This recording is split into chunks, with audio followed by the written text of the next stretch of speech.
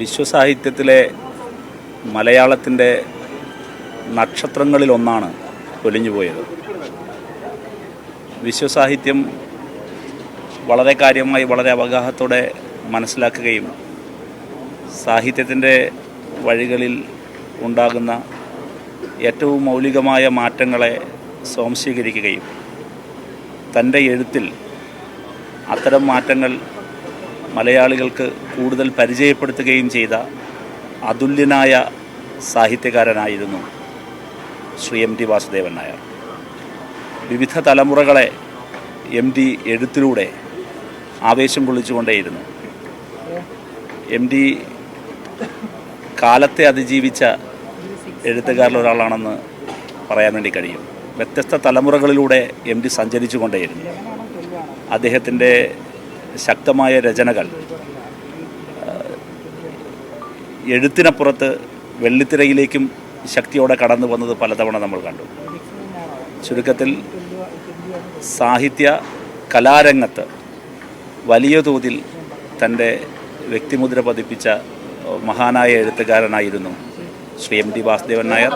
നമുക്ക് അദ്ദേഹത്തിൻ്റെ നഷ്ടം എല്ലാ നഷ്ടങ്ങളിലും നമ്മൾ പറയാറുണ്ട്, അത് തുല്യതയില്ലാത്ത നഷ്ടമാണ്, നികത്താനാകാത്ത നഷ്ടമാണെന്ന്. പക്ഷേ എം ടിയുടെ കാര്യത്തിൽ അക്ഷരാർത്ഥത്തിൽ അങ്ങനെ തന്നെയാണ്. അത് നികത്താനാകാത്ത നഷ്ടമാണ് മലയാള സാഹിത്യ ലോകത്തിന്.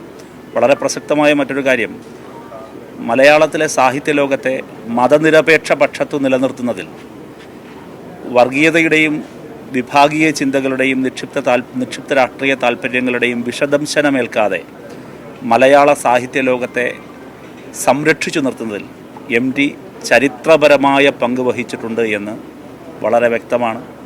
പിൽക്കാലത്ത് ആധുനിക കാലത്തെ നമ്മുടെ രാജ്യത്തെ രാഷ്ട്രീയ സാംസ്കാരിക മണ്ഡലങ്ങളുണ്ടാകുന്ന പലതരത്തിലുള്ള മാറ്റങ്ങൾ, എഴുത്തുകാരൻ്റെ രാഷ്ട്രീയം, എഴുത്തുകാരൻ്റെ പക്ഷം, സുധീരമായ എഴുത്തുകാരൻ്റെ നിലപാട് പറച്ചിലുകൾ, ഇതിൻ്റെ എല്ലാം തന്നെ പലതരത്തിലുള്ള വിലക്കുകൾ അല്ലെങ്കിൽ ബോധപൂർവമായ ഒഴിഞ്ഞുമാറ്റമെല്ലാം ഉണ്ടാകുന്നൊരു സന്ദർഭത്തിൽ പിൽക്കാല ചരിത്രം എം ടിയെ വിലയിരുത്തുന്നതിൽ ഒരു പ്രധാനപ്പെട്ട ഘടകമായി എനിക്ക് തോന്നുന്നത്, വലിയ കുത്തൊഴുക്ക് വരുമ്പോഴും അത്തരത്തിൽ വർഗീയതയുടെ വിഷദംശമേൽക്കാതെ, വിഭാഗീയതയുടെ വിഷദംശമേൽക്കാതെ നമ്മുടെ ബഹുസ്വരതയെ ഉയർത്തിപ്പിടിക്കാൻ, കമ്മ്യൂണൽ ഹാർമണി ഉയർത്തിപ്പിടിക്കാൻ, സർവോപരി പുരോഗമന കേരളത്തിൻ്റെ സാംസ്കാരിക മണ്ഡലത്തിൽ വർഗീയതയുടെ വിഷദംശനമേൽക്കാതെ കാത്തുസൂക്ഷിക്കുന്നതിൽ എം ടി വഹിച്ചത് ചരിത്രപരമായ പങ്കാണ് എന്നത് കാലം അദ്ദേഹത്തിൻ്റെ പേരിനു ചുവടെ ചേർത്ത് വയ്ക്കും, എഴുതി വയ്ക്കും എന്നാണ്